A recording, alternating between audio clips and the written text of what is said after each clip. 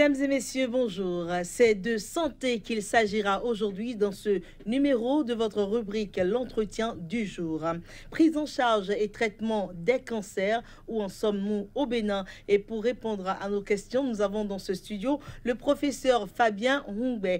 Il est professeur de médecine interne. Professeur, bonjour. Bonjour, Madame Claire. Merci pour votre disponibilité. Merci. Alors, nous sommes là à parler cancer, de prise en charge, de traitement. Dites-nous déjà, est-ce que le Bénin dispose d'un registre de cancer opérationnel? Oui, merci Madame la journaliste. Notre pays, le Bénin, dispose d'un registre du cancer. Un registre de cancer populationnel qui n'intéresse que la ville de Cotonou. Nous ne pouvons pas embrasser tout le Bénin parce que ça revient excessivement cher. Dans les pays où cela se fait, même les registres populationnels intéressant tout le pays, c'est rare. C'est pour cela qu'au Bénin, nous nous sommes dit, au lieu de chercher à couvrir pour le moment tout le pays, intéressons-nous d'abord à Cotonou et par la suite, on verra bien ce qu'on pourra faire pour aller dans un autre département, soit Porto-Novo, enfin dans l'OME, ou bien dans le Zou. Depuis quand est-ce que ce registre... Le registre de Cotonou existe maintenant, nous sommes dans la deuxième année. Dans la deuxième année. Nous sommes dans la deuxième année et les activités que nous faisons à Cotonou, c'est surtout l'enregistrement des cancers dans les différents centres de santé, y compris même chez les guérisseurs traditionnels. Tous ceux qui s'intéressent aux problèmes de cancer, nous passons chez eux pour pouvoir prendre le nombre de cas qu'ils ont observés dans le mois, dans le trimestre ou bien sur toute l'année. C'est ça. Voilà. Je sais qu'il y a au moins 3 sortes de registres opérationnels, registre hospitalier, registre d'anatomie, c'est ça, hein? Oui, il existe un registre populationnel qui intéresse toute une population, d'une région donnée ou bien de tout le pays. De tout le pays. Il existe aussi des registres hospitaliers. Le CNHU, par exemple, dans les services qui s'occupent de cancer, il y a ce qu'on appelle le registre hospitalier. Ça n'intéresse pas toute la population et ça ne donne pas une vue plus large de ce qui se passe dans le pays par rapport à telle ou telle maladie. C'est ça. Par rapport au cancer, par exemple. Donc, et le troisième type de registre d'anatomie? Non, l'anatomie, c'est une matière, c'est une discipline. Donc, si on dit registre d'anatomie, ça prête un peu à confusion. On sait qu'il y a le registre du diabète, le registre de l'hypertension, le registre de telle maladie. L'anatomie, c'est une matière qui étudie comment est organisée la structure de l'homme. Et comment se fait, professeur, le recensement des nouveaux cas de cancer? Voilà. Il faut avoir des registreurs, c'est-à-dire du personnel qui passe de centre de santé en centre de santé pour voir les différents services et prendre tout ce qu'ils ont reçu comme cas de cancer dans le mois ou bien dans l'année. Donc, il faut avoir du personnel qui va se déplacer de centre en centre pour prendre des cas de cancer. C'est comme ça que nous faisons actuellement à Cotonou. Sinon, ailleurs, bon, il suffit d'avoir les moyens de communication efficaces et les responsables des services téléphonent pour dire « Ah, ce mois-ci, nous avons enregistré tel nombre de cas de cancer. Voilà, tel cancer du sein, cancer de l'ovaire, cancer de l'estomac. » Et puis, on leur donne les chiffres. Et en même temps, on leur dit « Voilà, il y a eu tel nombre de décès par cancer. Chez nous, il y a eu, par exemple, 10 cas de cancer. Parmi eux, il y a 2 ou bien 5 qui sont décédés. C'est ça. Nous disons, c'est ce qu'on fait habituellement. Alors, depuis que vous avez commencé avec le registre populationnel, Qu'est-ce qui a changé? Si on vous demandait de faire le bilan aujourd'hui, cela fait 2 ans au moins. Ça fait au moins 2 ans. L'année dernière, quand on a été au registre pour demander combien de cas, donnez-nous un peu les statistiques, parce que le registre, c'est un outil de travail et de prise de décision. Alors, donc, donnez-nous les cas de cancer. Par exemple, on a dit, chez la femme, il y a eu 565 cas de cancer, tous cas confondus. Parmi ces 565 cas, 565, il y a 300 et quelques cas de décès. Voilà comment ça se fait. C'est ce service qui nous renseigne sur ce qu'il y a eu comme cancer. Et nous, on rend compte au ministère de la Santé pour dire, voilà. Et le ministère, avec les différents conseillers qui existent, doit prendre des décisions par rapport à l'évolution de ces cas de cancer. Est-ce qu'il y a plus de cancer chez les enfants? Est-ce qu'il y a plus de cancer chez les femmes? Est-ce qu'il y en a plus chez les hommes? De quel âge? Quels sont les âges intéressés? Et si le gouvernement doit mener une action, on saura quelle tranche de population intéressée par rapport à cette maladie-là. C'est ça. Voilà, c'est un outil mis à la disposition du ministère de la Santé pour prendre des grandes décisions. D'accord. Voilà. Alors, mais une fois que ce recensement-là a été fait et qu'on a fait le dispatching, on sait quelle tranche de la population, quelle tranche d'âge et tout, quelle est la prise en charge qui est faite de ces cas de cancer? Comment s'organise la prise en charge? Il faut dire qu'à ce niveau, le Bénin est encore à ses débuts. Nous sommes au balbutiement encore. Il n'y a pas encore de structure bien organisée de prise en charge des cas de cancer chez nous. Chacun essaie de faire, de recevoir les malades comme on reçoit un cas d'hypertension, un cas de paludisme.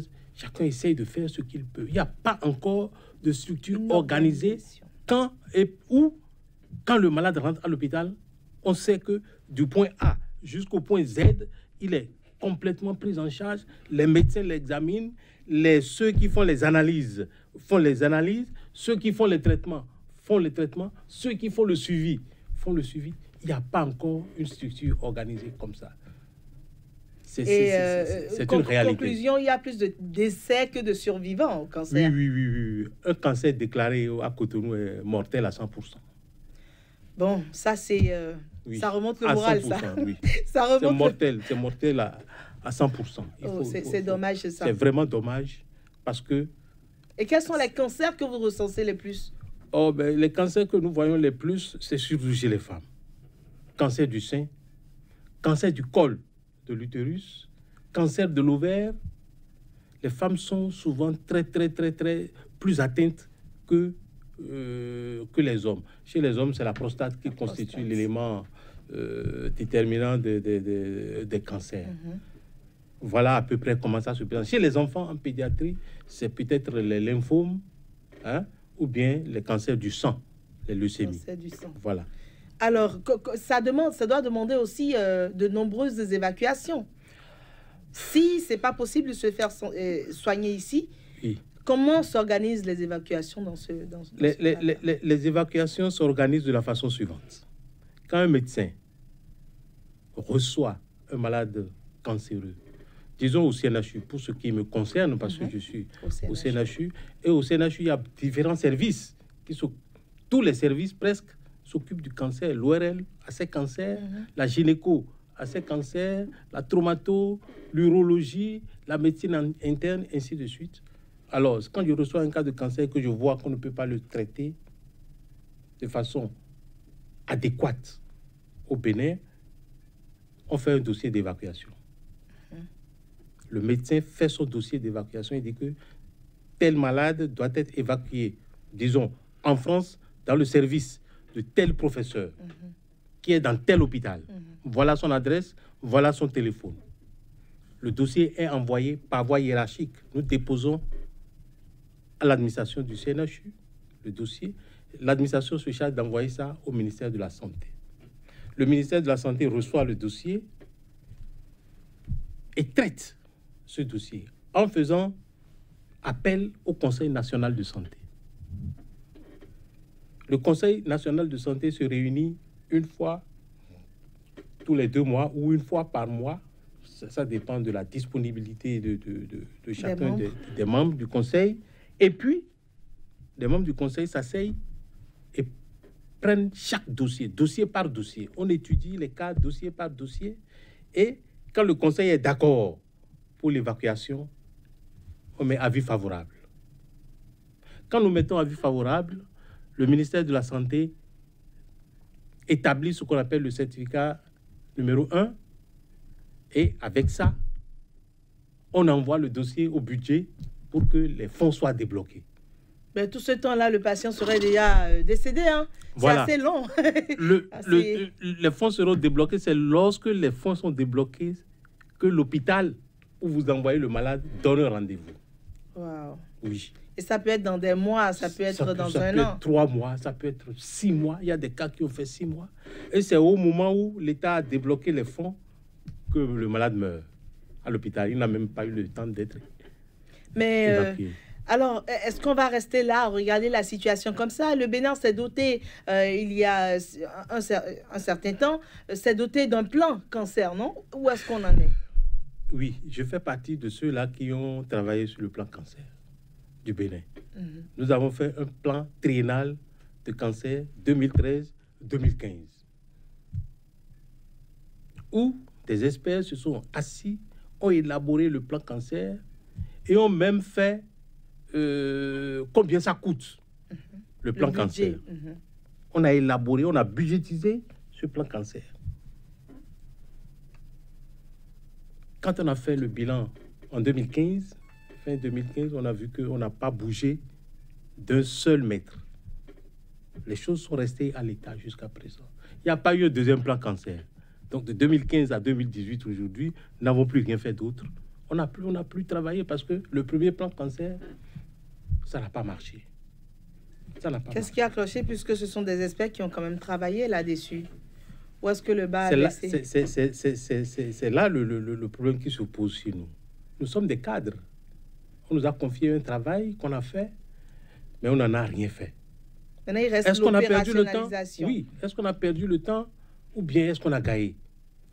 Moi, je pense pour ma part que c'est du temps qu'on a perdu aux différents experts que nous étions, parce que c'est des mois, ça a pris des mois pour élaborer le plan cancer.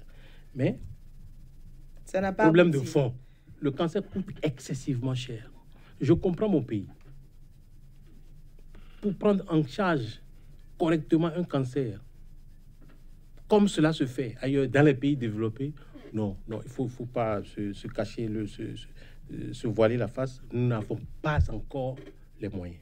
Est-ce que vous ne pensez pas qu'ailleurs, dans d'autres domaines, dans d'autres disciplines, il y a des fonds qu'on pourrait récupérer pour quand même sauver ces vies-là dans le milieu cancer quand même, hein? Oui, tout est possible. C'est une question de volonté politique. Voilà. Parce que les partenaires... de moyens, de volonté aussi. Les partenaires qui sont venus nous aider pour établir le premier plan cancer du Bénin ont dit, professeur Ngwe, tant que le président, c'est autant du président Yahi, tant qu'il n'aura pas pris le micro pour dire que le cancer est une maladie de santé publique et y mettre les fonds qu'il faut, nous sommes des experts, nous venons vous aider, mais c'est sûr que nous n'allons pas pouvoir continuer.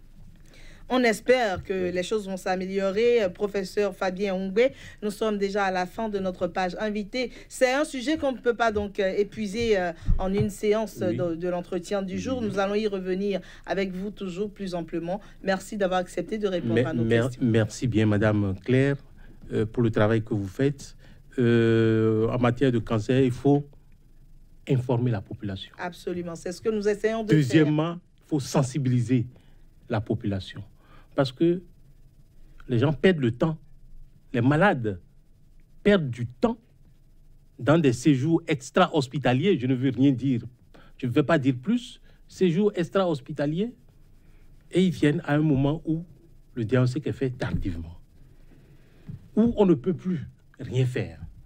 Merci, professeur Ngwe. C'est donc la fin de votre page invitée. Merci pour votre aimable attention. Au revoir.